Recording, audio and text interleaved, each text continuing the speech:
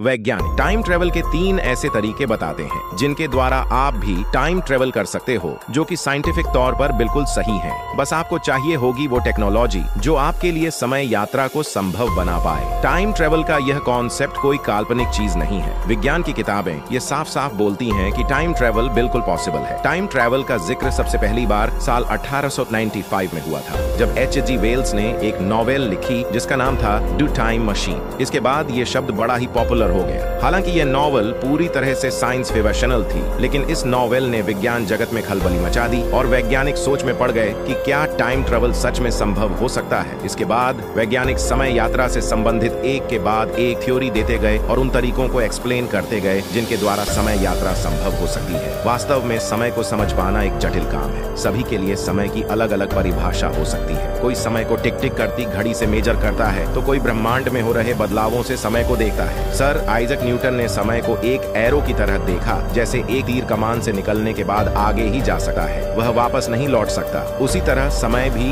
एक एरो की तरह फॉरवर्ड डायरेक्शन में चल रहा है, जिसमें समय पास्ट से होते हुए वर्तमान के द्वारा भविष्य की ओर बढ़ रहा है, जिसे वैज्ञानिक द एरो ऑफ टाइम भी बोलते हैं। इसमें समय का यह एरो वर्तमान के द्वारा जैसे जैसे भविष्य की ओर बढ़ रहा है, वैसे वैसे वर्तमान के पल पास्ट में विलीन होते जा रहे हैं और भविष्य के पल वर्तमान में तब्दील हो रहे हैं। न्यूटन ने यह भी कहा था कि समय का यह एरो एक फिक्स गति से भविष्य की ओर बढ़ रहा है। लेकिन उसके बाद आए अल्बर्ट आइंस्टाइन, जिन्होंने समय की परिभाषा को पूरी तरह से बदल दिया। अल्बर्ट आइंस्टाइन ने समय को एक इल्यूजन यानी भ्रम की तरह देखा। आइंस्टाइन का मानना था कि समय एक नदी की तरह है। जिस तरह से नदी में कहीं पर पानी का बहाव धीमा होता है तो कहीं पर पानी का बहाव बहुत तेज होता है, उसी तरह ब्रह्मांड में समय कहीं पर धीमी गति से चल रहा है तो कहीं पर तेज गति से दौड़ रहा है। अल्बर्ट आइंस्टाइन ने यह भी कहा कि पास्ट, प्रेजेंट और फ्यूचर ये भी एक तरह से भ्रम है और ये तीनों ब्रह्मांड में पहले से ही मौजूद है। समय का दूसरा रूप है परिवर्तन। समय आगे की ओर बढ़ रहा है। उसका अंदाजा हम केवल एक तरह से लगा सकते हैं, वह है एंट्रोपी।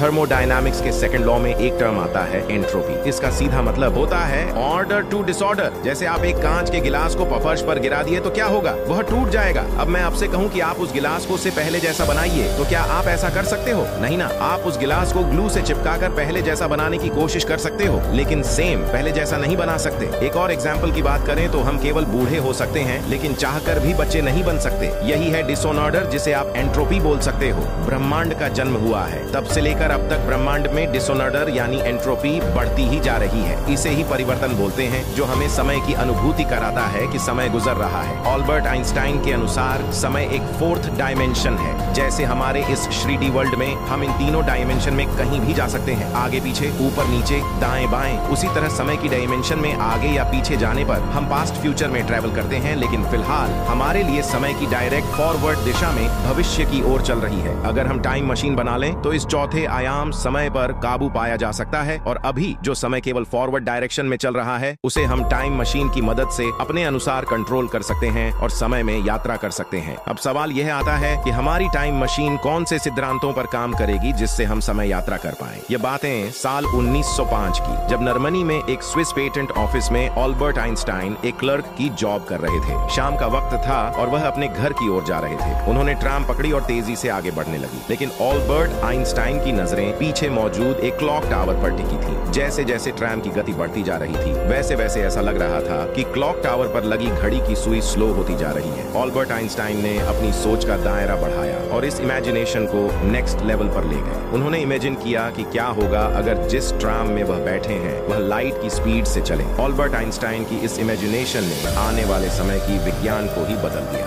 अल्बर्ट आइंस्टाइन ने कुछ ऐसा खोज लिया था जिसने विज्ञान जगत में तहलका मचा दिया। अभी तक टाइम ट्रैवल केवल किस्से और कहानियों का हिस्सा था, लेकिन आइंस्टाइन की इस डिस्कवरी के बाद लोग टाइम ट्रैवल को वास्तविकता से जोड़ने लगे। ट्रेन के अंदर का समय रुक गया, लेकिन ट्रेन के बाहर समय की रफ्तार बहुत तेज हो गई। आइंस्टाइन का मानना था कि जैसे जैसे हम तेज गति से चलते जाएंगे, वैसे वैसे हमारे लिए समय की गति धीमी होती जाएगी। वह कैसे इसे एक थॉट एक्सपेरिमेंट से समझते हैं। तो चलिए अपनी कुर्सी की पेटी बांध लीजिए, क्योंकि अब आप मेरे साथ टाइम ट्रैवल करने करने वाले हो। मैं जानता हूँ कि हमारी आज की टेक्नोलॉजी के हिसाब से ऐसा संभव तो नहीं है, लेकिन हम एक थॉट एक्सपेरिमेंट तो कर ही सकते हैं। मान लो आपके पास एक ऐसा स्पेसशिप है जो लाइट की स्पीड से चल सकता है। वैसे मैं आपको बता दूं कि इस ब्रह्मांड में प्रकाश की गति से तेज कुछ भी नहीं चलता। प्रकाश की गति इस ब्रह्मांड की सबसे तेज गति है, जो कि लगभग 3 लाख किलोमीटर प्रति सेकंड है। तो चलिए अपनी कल्पना को आगे बढ़ाते हैं। आपने मार्केट से 2 एक जैसी घड़ियां ली, जिनमें से एक घड़ी को आपने अपने स्पेसशिप में रखा और दूसरी घड़ी को अपने घर पर ही छोड़ दिया, और आपने दोनों घड़ियों में डेट और टाइम बिल्कुल सेम सेट कर दिया। आपकी स्पेसशिप उड़ान भरती है। आप प्रकाश की गति के 20% तक पहुंच चुके हो, लेकिन आपके लिए वक्त वैसे ही चल रहा है जैसे पहले चल रहा था। लेकिन अगर कोई तीसरा ऑब्जर्वर है जो आप दोनों की घड़ियों पर नजर रखे हुए है, तो उसे आप दोनों की घड़ियों में फर्क नजर आएगा। स्पेस में लगी घड़ी धरती पर लगी घड़ी के मुकाबले स्लो चल रही होगी, मतलब आपके लिए समय धीमा हो चुका है। जैसे जैसे स्पेसशिप की गति बढ़ती जाएगी, वैसे वैसे धरती पर मौजूद घड़ी की स्पीड बढ़ती जाएगी, और आपकी घड़ी की स्पीड जो कि स्पेसशिप में लगी है वह स्लो होती जाएगी। फाइनली जब आपकी स्पेसशिप लाइट की स्पीड के प्रॉक्सिमिटी करीब पहुंचती है, तो जो तीसरा ऑब्जर्वर था उसे बेहद बड़ा चेंज नजर आएगा। वह देखेगा कि जब तक आपकी स्पेसशिप में केवल 5 मिनट गुजरेंगे, तब तक पृथ्वी पर 2 दिन बीत चुके होंगे, और अगर आप इसी रफ्तार से पूरे 1 दिन तक ट्रैवल करते रहे तो इतने में ही पृथ्वी पर 19 महीने गुजर जाएंगे। और मजे की बात, क्या पता है आपके लिए भी समय की रफ्तार नॉर्मल रहेगी और पृथ्वी पर मौजूद लोगों के लिए भी समय की रफ्तार नॉर्मल रहेगी। किसी को पता ही नहीं चलेगा कि समय की रफ्तार में कोई बदलाव हुआ है, लेकिन जो तीसरा ऑब्जर्वर आप दोनों को देख रहा होगा उसे फर्क साफ साफ नजर आ रहा होगा। अगर आप 1 हफ्ते तक इसी रफ्तार से अपनी स्पेसशिप को चलाते रहे तो आपके लिए तो सिर्फ 1 हफ्ता ही बीतेगा, लेकिन धरती पर इतने में 11 साल बीत चुके होंगे। अगर आप 1 महीने तक इसी तरह स्पेस से ट्रैवल करते रहे तो इतने समय में ही धरती पर 48 साल बीत जाएंगे। और अगर बाई चांस आप स्पेसशिप में इसी स्पीड से लगातार 1 साल तक ट्रैवल किया, इतने में पृथ्वी पर 572 साल बीत चुके होंगे। और अगर आपने स्पेसशिप में 5 साल बिताए, तब तक धरती पर 2860 साल बीत चुके होंगे। लगातार 5 सालों तक स्पेसशिप में लगभग लाइट की स्पीड से ट्रैवल करने के बाद जब आप धरती पर लौटोगे तो आपको एहसास होगा कि आपने समय में कितनी बड़ी छलांग लगाई है। जब आप स्पेसशिप में धरती से गए थे तब आपकी उम्र 25 साल थी, लेकिन अभी आपकी उम्र केवल 30 साल है और आप अपने समय से 2860 साल आगे भविष्य में पहुंच चुके हो। धरती पर आप जो भी छोड़कर गए थे, इन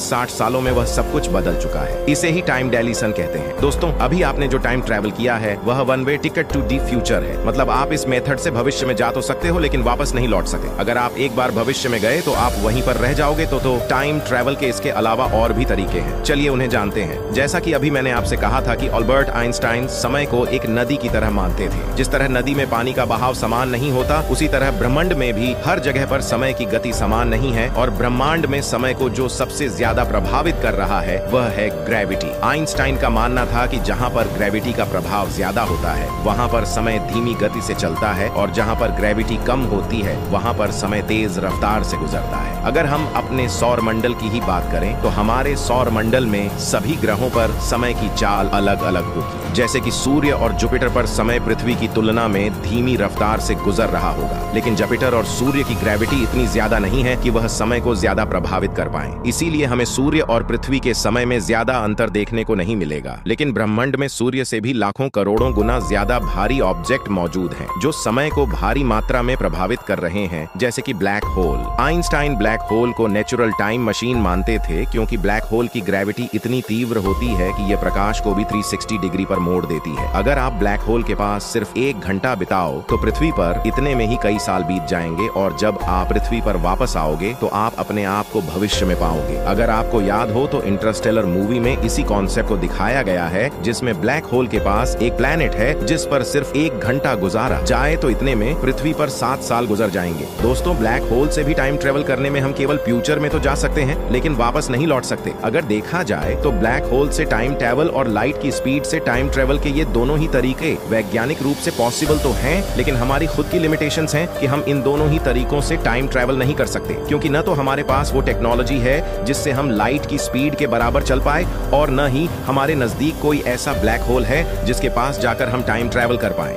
और अगर बाय चांस हमारे पास वो टेक्नोलॉजी आ भी जाए जिससे हम इन दोनों ही तरीकों से टाइम ट्रेवल कर पाएं, तो भी ये टाइम ट्रेवल बहुत ही ज्यादा टाइम कंज्यूम होगा। इस तरह के मेथड में हम टाइम ट्रेवल करने के लिए पूरी तरह से टाइम डाले पर निर्भर रहेंगे और हम केवल भविष्य में ही जा पाएंगे। पास्ट का क्या, और हमें चाहिए कि हम इंस्टेंट टाइम ट्रैवल करें और एक ही पल में समय में बड़ी बड़ी छलांग लगा सकें। तो निराश मत होइए, क्योंकि वैज्ञानिकों ने इंस्टेंट टाइम ट्रैवल करने की भी थ्योरी दे रखी है, और वो है वर्म होल। वैज्ञानिकों का मानना है कि ब्रह्मांड में वर्म होल्स वो शॉर्टकट्स हैं जो हमें लाखों करोड़ों किलोमीटर दूर तक की यात्रा करा सकते हैं। अगर आपने डॉक्टर स्ट्रेंज मूवी देखी है तो उसमें इस कॉन्सेप्ट का इस्तेमाल किया गया है। अगर हमने ऐसा कोई मोल बना लिया जो किसी ब्लैक होल के पास खुलता है, तो हम उस वर्म होल के द्वारा उस ब्लैक होल तक पहुंचकर आसानी से टाइम ट्रैवल कर पाएंगे। वो केवल स्पेस में ही शॉर्टकट नहीं होते, बल्कि ये स्पेस टाइम में ही शॉर्टकट होते हैं। मतलब वर्म होल के द्वारा हम केवल स्पेस में ही लंबी लंबी दूरी तय नहीं कर सकते, बल्कि समय में भी लंबी लंबी छलांग लगा सकते हैं। वर्म होल वो पोर्टल हैं जो टाइम में भी शॉर्टकट्स बनाते हैं। वर्म होल की मदद से हम पास्ट और फ्यूचर दोनों में ही इंस्टेंट टाइम ट्रैवल कर सकते हैं। अगर हमें इंसानों की उत्पत्ति देखनी है या डायनासोरों को देखना है, तो हम वर्म होल की मदद से उस दौर में जा भी सकते हैं और वापस अपने दौर में आ भी सकते हैं। मूल का ये कॉन्सेप्ट सुनने में लगता तो बड़ा ही अच्छा है, लेकिन इसकी भी लिमिटेशन है। वैज्ञानिक ऐसा मानते हैं कि हमारे पास हर पल अब मोल्ड्स बनते भी हैं और नष्ट होते हैं, लेकिन वो मोल्ड इतने छोटे होते हैं कि हम उन्हें देख ही नहीं सकते, एक एटम से भी छोटे। और जैसे ही वो गोल बनता है तो वह तुरंत नष्ट हो जाता है। ऐसे में अगर हमें वर्म होल से टाइम ट्रैवल करना है तो हमें उस वर्म होल को बड़ा करना होगा ताकि हम उसमें प्रवेश कर सकें, और हमें उस वर्म को बंद होने से भी रोकना होगा, क्योंकि कहीं ऐसा ना हो कि हम डायनासोरों के युग में चले तो जाएं, लेकिन हमारे लौटने से पहले अगर वो बंद हो जाए तो हम वहीं फंसे रह जाएं। तो वो मॉल को बड़ा करने और उसे खोले रखने के लिए हमें नेगेटिव एनर्जी की जरूरत पड़ी। नेगेटिव एनर्जी एक तरह से एंटी ग्रेविटी की तरह काम करे, लेकिन फिर से हमारे लिए नेगेटिव एनर्जी बनाना ही सबसे बड़ी चुनौती होगी।